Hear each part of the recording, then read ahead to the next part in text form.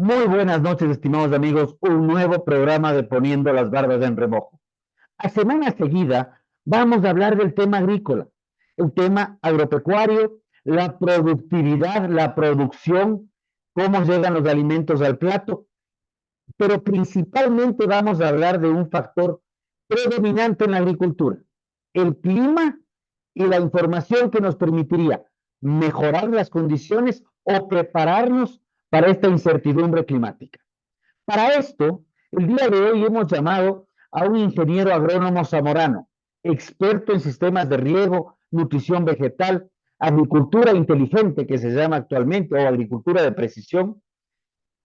Conoce muchísimo de lo que es ganadería bovina y porcina, pero sobre todo está buscando la posibilidad de incrementar la productividad y rentabilidad agropecuaria.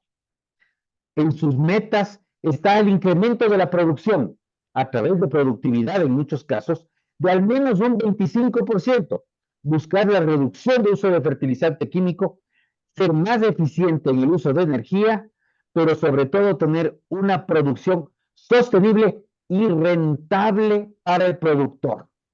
Y creo que eso es fundamental. Es un consultor independiente y habla mucho de lo que es agricultura 4.0. Guido Conqui, muy buenas noches, bienvenido. Para comenzar, ¿qué es la agricultura 4.0 antes de entrar en los otros temas de conversación? Rodrigo, muy buenas noches y muy buenas noches a tu teleaudiencia.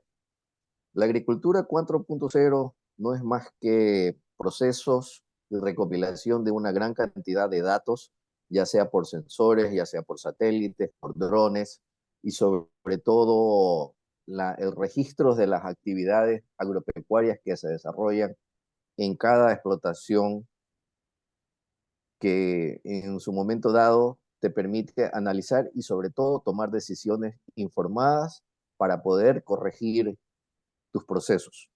Es un sistema de mejora continua, básicamente. O sea, lo que estamos hablando de la industria, lo que hablamos del comercio, lo que hablamos en prácticamente todo lado, también se aplica a la agricultura. Y tener un sistema de mejora continua es completa y absolutamente válido. ¿Qué implicaría Exacto. hacer esto? Y ya me he mencionado algo yo, y en estos días que estamos hablando de que si va a haber apagones, no va a haber apagones, si son emergencias programadas o son sorpresa. Vemos que el clima nos está jugando algunas pasadas, unos soles más incandescentes, unos aguaceros torrenciales. Esto de aquí se puede predecir qué está haciendo el sector agricultor para prevenir esto, porque al final del día la agricultura se trabaja a cielo abierto, no estamos todavía con la agricultura bajo techo en el Ecuador, salvo contados procesos o productos bajo invernadero. Verás, hoy por hoy la conectividad ha aumentado tanto que prácticamente tenemos información en la palma de una mano, de nuestras manos, con un teléfono inteligente, y al mismo tiempo podemos analizar y observar lo que está pasando a miles de kilómetros de nuestro país.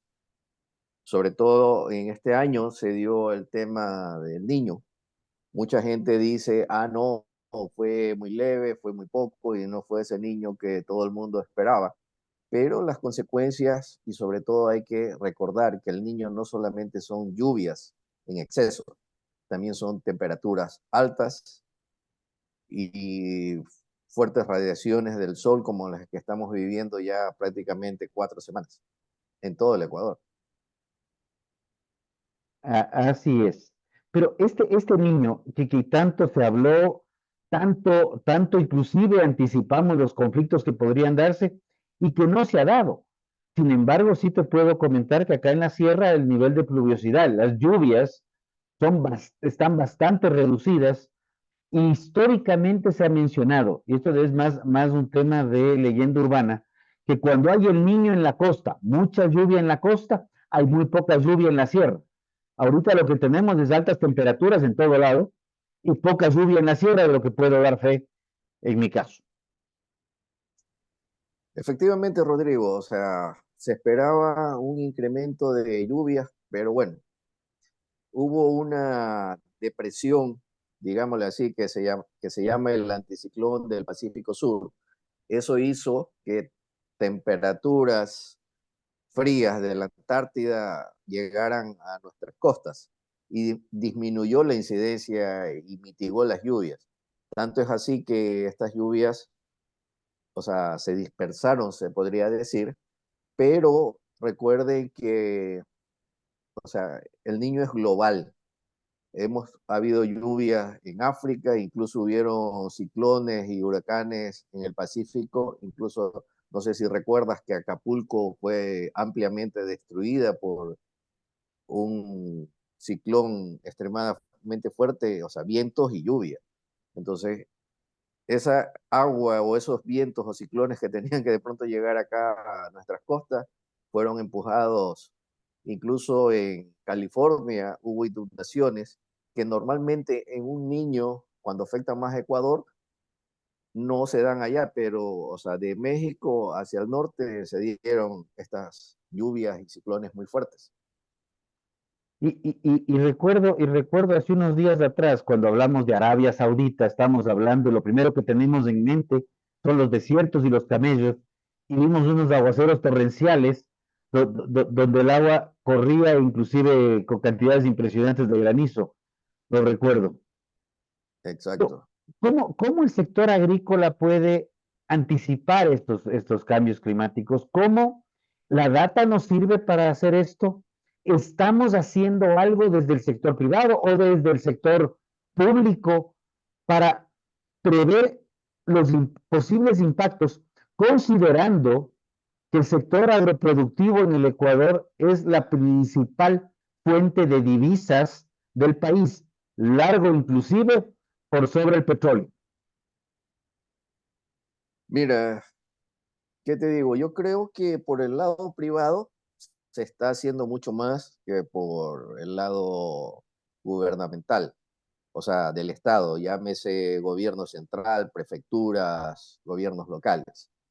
Hoy por hoy, este tema, o sea, lamentablemente, o sea, en nuestro país ni siquiera hay políticas públicas agropecuarias de largo plazo. Imagínate prepararse para estas eventualidades del clima, que ahora los intervalos son mucho más cortos. Conversábamos que en el 2015-2016 hubo un niño que prácticamente no se sintió mucho y ahora tuvimos este 2023-2024 que definitivamente sí se sintió un poco más, pero registramos datos desde el 43 hasta un 58% de precipitaciones en la costa sobre el promedio de los últimos 20 años. No así el tema en la sierra, que ha sido generalmente casi siempre en la mayoría de los niños, o sea, recordando el del 97-98 y los datos analizados del 82-83, en la sierra, exceptuando las estribaciones de la cordillera occidental, las lluvias se podían decir que fueron normales o casi escasas. Y lo mismo creo que se repitió ahora. Pero ahí la preocupación, perdón que voy a... sí, estamos de acuerdo en que las políticas de Estado no existen y lo que tenemos son políticas de acuerdo al funcionario de turno y que cambian con cambio del funcionario. Y esto es una realidad, pero ¿hay por lo menos, alguno de los últimos, pongámosle, 4 o 5 ministros, ha planteado algún sistema o ha propuesto o el INIAP como iniciativa propia ha planteado qué es lo que podríamos hacer, o el INAMI, porque ahora el INAMI inclusive no hay toda la información, muchas tienes que comprarla, y el sector agrícola lamentablemente no llega muchas veces a las entidades de investigación y menos aún espera generar un egreso por ello.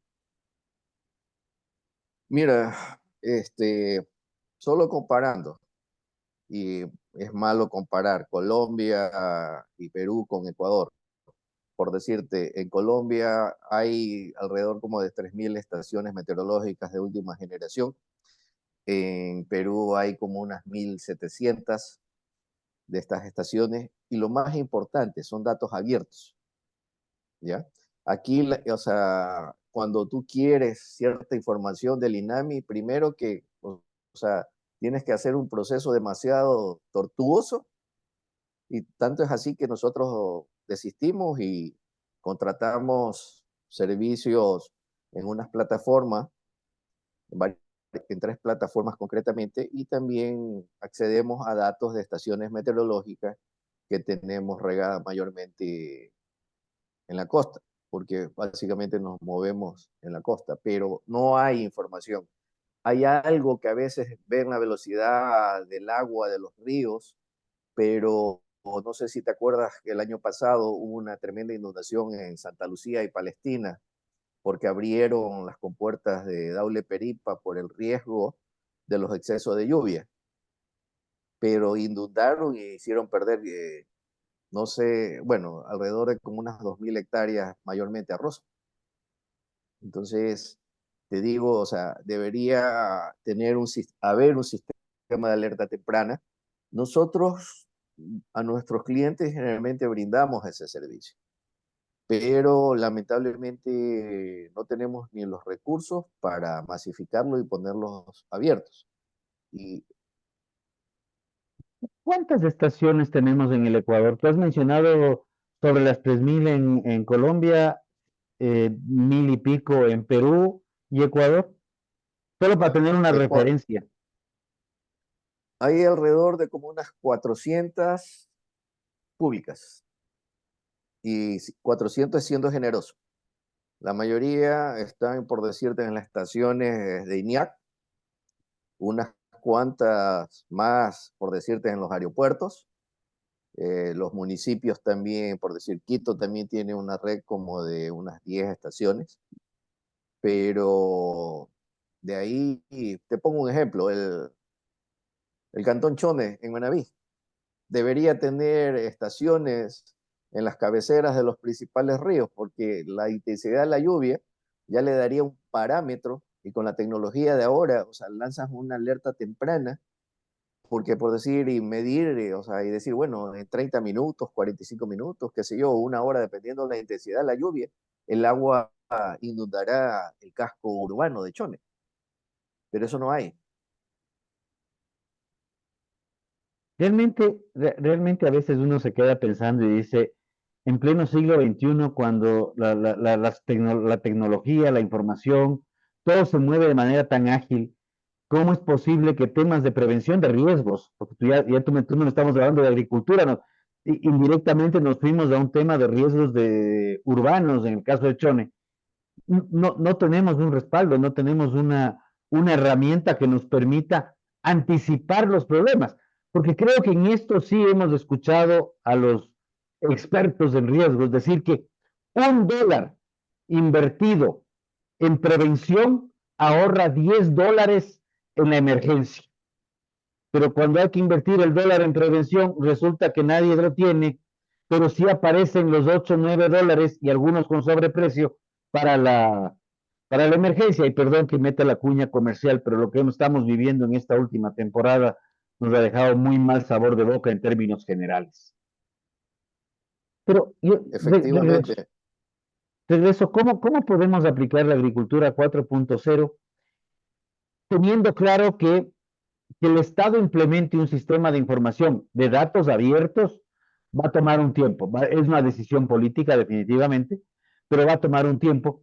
Y tú has mencionado varias instituciones públicas en las cuales, antes de que me contestes lo de cómo implementar la agricultura 4.0 acá, ¿estas instituciones públicas tienen un sistema interconectado de datos o cada una actúa como se dice criollamente, como república independiente? es lamentable y te podría decir que de lo que yo observo, no conozco qué tan real sea. Hoy por hoy, incluso no sé si te habrás dado cuenta que desde el año pasado el INAMI mejoró sus temas de reportes y previsiones de precipitaciones y temperatura.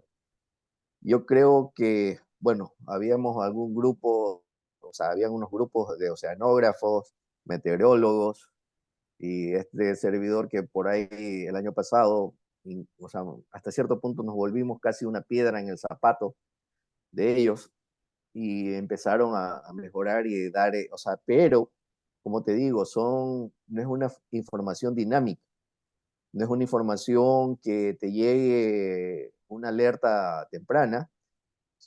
No quiero, o sea, no quiero meter la parte política, pero solo en los aluviones de la Gasca, hace 2 años y el que hubo hace un par de semanas. O sea, ahí hubo un problema que debieron prever ese tema, digo yo. Pero volviendo al inicio, o sea, los datos, debería haber una política de datos abiertos. No lo hay. El Ministerio de Agricultura tiene el SEGINA y tiene algo que lanza supuestamente alertas de sequía, pero lo de las alertas de sequía creo que están en el 2022 y los datos del SEGINA creo que están en el 2020 o el 2021. O sea, por favor, o sea, estamos ya 4 años. O sea, realmente no tenemos datos, porque el clima lo que queremos es anticipar un problema que va a venir, no revisar la información del problema que fue hace 4 años, porque eso ya es dato histórico, pues, y eso es como cuando Te- luego del temblor nos ponemos a ver a dónde teníamos que ponernos cuando teníamos que tener la información antes. ¿Qué tan Exacto. factible tú ves el incremento de la productividad o de la producción en un 25%? ¿Tú crees que tenemos una masa crítica de productores? Perdón, esto de aquí es una pregunta que dejo abierto si me quieres responder, pero porque es una pregunta difícil. ¿Tenemos una masa crítica de productores que quiere entrar a implementar un sistema de agricultura 4.0 y para que el resto de productores les comience a seguir y copiar? ¿Tenemos la Te capacitación para puedo, eso? lamentablemente no.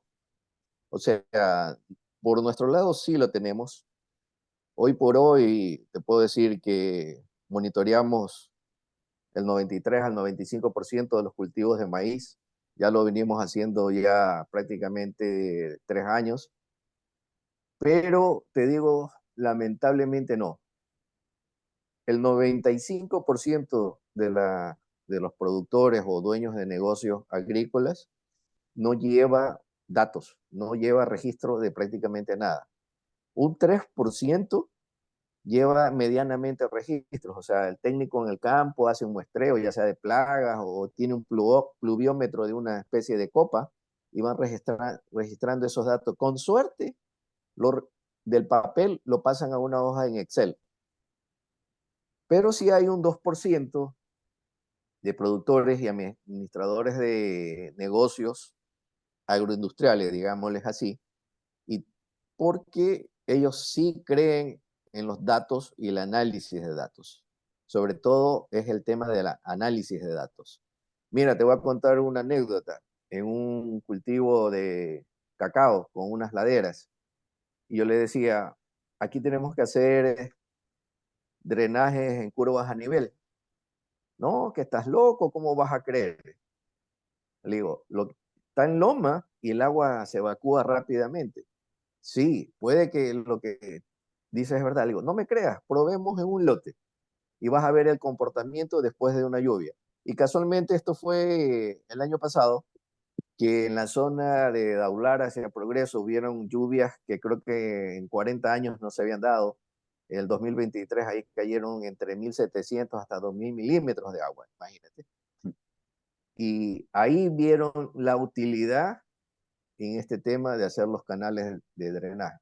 Y esto empezó a replicarse no solamente en el cacao, sino que en las bananeras y plataneras que hay en la zona. Lamentablemente, en esa parte yo no obtuve un beneficio, pero sí, obviamente, el cliente y obviamente mantenemos las mismas, o sea, seguimos con el asesoramiento. Entonces, esa es una parte que te digo que a veces muchos agricultores o dueños de haciendas dicen, pero si estamos en loma, no necesito drenaje.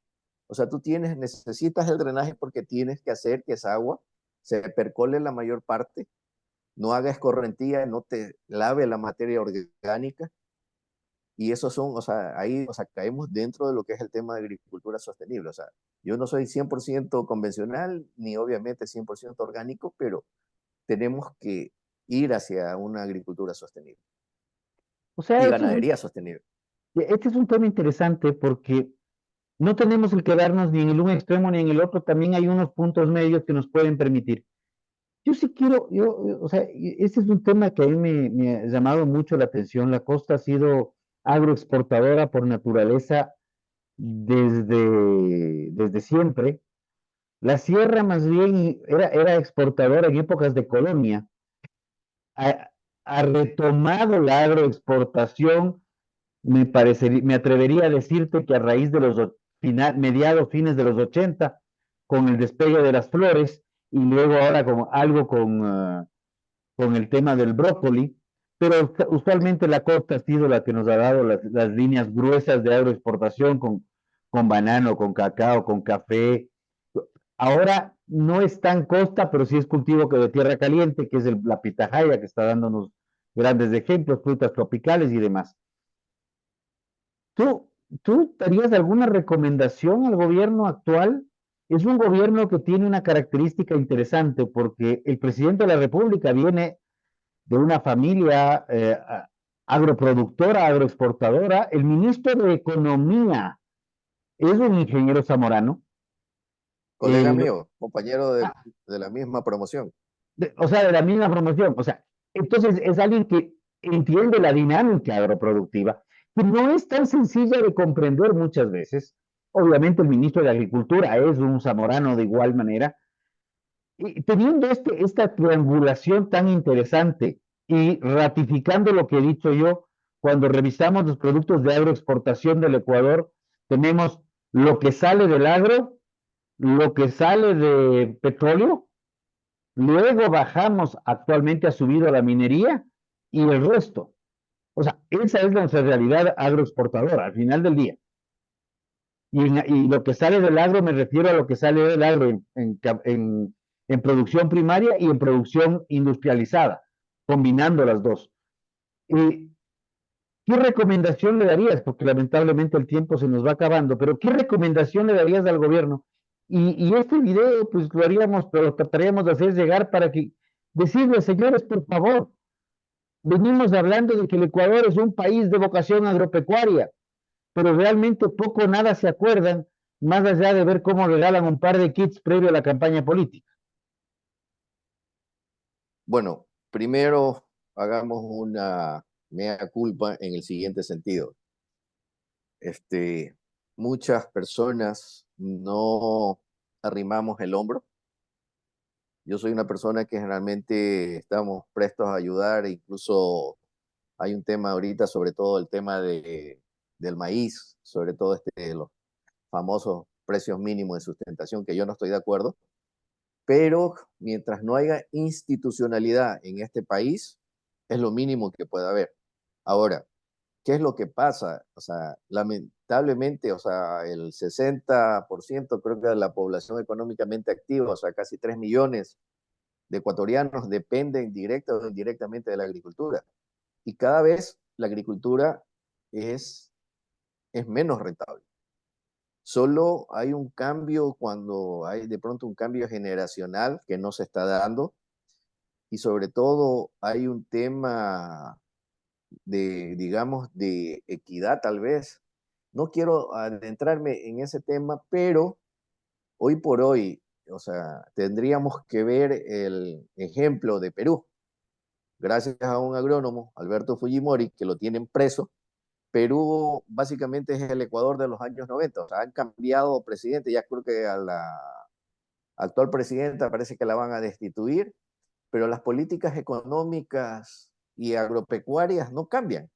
Tanto es así que Perú ya es exportador de café. Que no se diga de uva de mesa, de arándanos, de pimientos y otras hortalizas, incluso banano orgánico. O sea, Perú exporta más banano orgánico que nosotros y lo exporta por Puerto Bolívar, imagínate.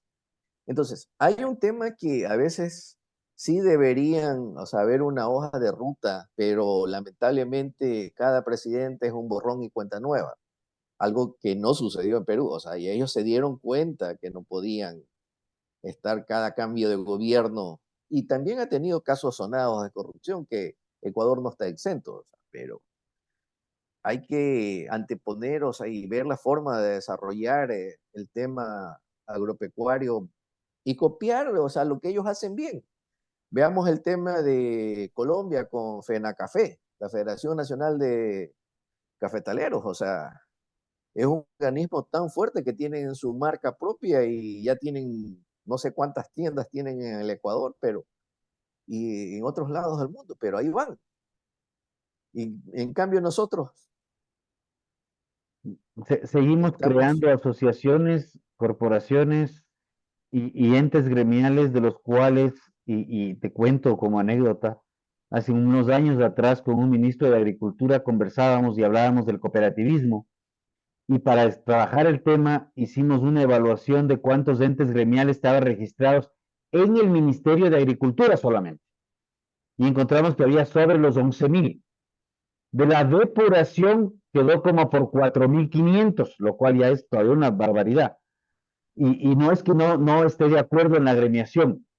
Creo que necesitamos gremios consolidados, gremios fuertes, gremios que no estén en la política partidista, sino en la política productivista.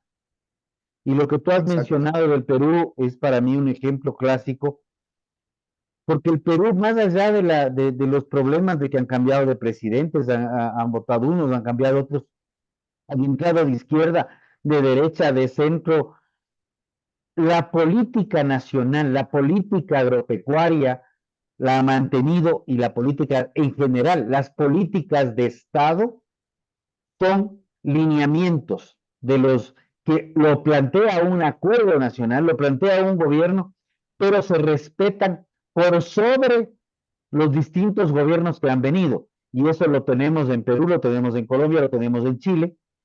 Y esta razón, perdón que añada esto como comentario propio, pero el tener políticas de Estado da tranquilidad y da estabilidad al inversionista, sea nacional o extranjero. Y el Ecuador en 24 años de dolarización ha conseguido una inversión extranjera directa importante, que es el oleoducto de crudos pesados, y el resto de años podemos hablar, indistinto el gobierno, de miles de millones de dólares en contratos, en potenciales contratos de inversión, más no, pero ninguna inversión realmente termina aterrizando en el Ecuador si no se salta a Perú o se queda, si viene del norte en Colombia y si viene del sur, se pasa al otro país. Esto creo que es algo que, perdón que lo haya puesto también sobre el tapete, pero tenemos que decir las cosas claro y fuerte, no podemos seguir en esto. Y ahí yo te hago una consulta, y con esto sí quiero ir terminando, pero las políticas de Estado, estamos esperando que el gobierno de turno nos plantee políticas de Estado o deberíamos ser el sector privado, la ciudadanía, la que le indirectamente, digámoslo en términos un poco burdos, pero le imponga a un gobierno lo que se debe hacer pensando en el futuro. ¿Quién debe ser quién debe llevar la bandera de este tema, como en base a lo que tenemos en el Ecuador?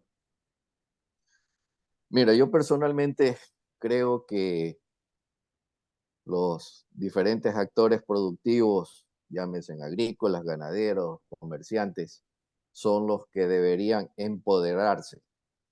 Y tal como tú dices, o sea, habían 11.000 asociaciones y gremios que te digo que, como te decía hace un rato, o sea, los mal llamados KICs incentivaron que se crearan asociaciones de papel hasta con 4 o 5 asociaciones, hasta con la misma dirección y los mismos dirigentes y miembros para aprovechar ese tema.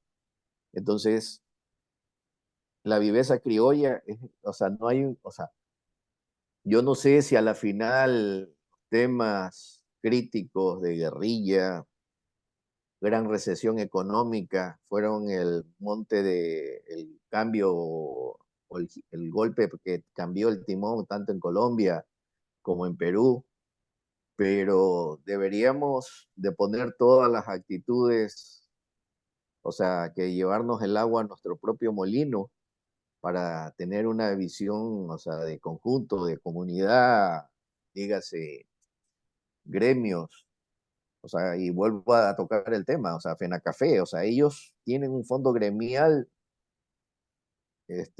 para fondos para fiscales, y lo que equivalente a nosotros son los fondos gremiales, pero ellos tienen, o sea, investigación, ellos mismos se apoyan crediticiamente y sobre todo comercializan su producción, tanto al interno como al externo. Aquí no puedes hacer eso, o sea, aquí hay la viveza criolla y lamento citar un ejemplo que se dio en Manaví, o sea, una cooperativa que todo el mundo aplaudía con el tema del cacao, incluso recibieron recursos para construir un gran, ahora elefante blanco de hormigón para hacer chocolates. Eso está ahí botado. Y no dieron ese paso para ir más allá. Hoy por hoy, las diferentes asociaciones de productores que integraban esa cooperativa, cada quien, o sea, por su lado. Entonces, y hay recursos ahí del Estado de ayuda internacional que están ahí, bueno, son equipos en acero inoxidable, pero llenándose de polvo. Entonces, no hay visión país, lamentablemente.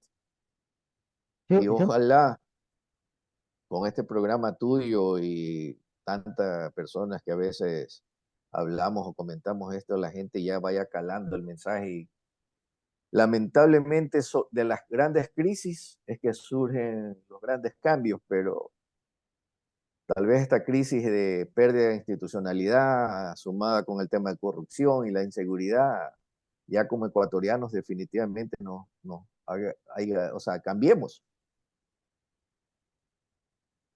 creo que me voy a quedar con esto y primero quiero agradecerte públicamente por compartir tus opiniones, tus experiencias principalmente. Creo que son enriquecedoras.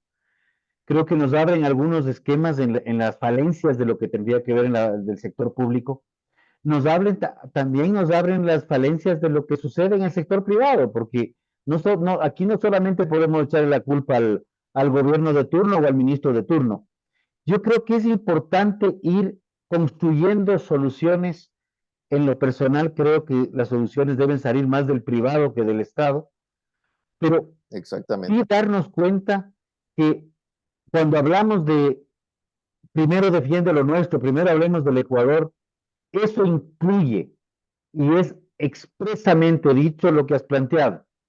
Tenemos inversión estatal, tenemos inversión internacional, tenemos apoyos en muchas plantas, en muchos centros de acopio, en muchas plantas de procesamiento, de cualquier cantidad de productos, no es solamente mérito de uno o de otro, y sin embargo están o oxidándose en algunos casos, comiéndose por los ratones en otros, o en el caso de esta que nos has mencionado de Manaví, al menos es de acero inoxidable, con lo cual solamente está recogiendo polvo.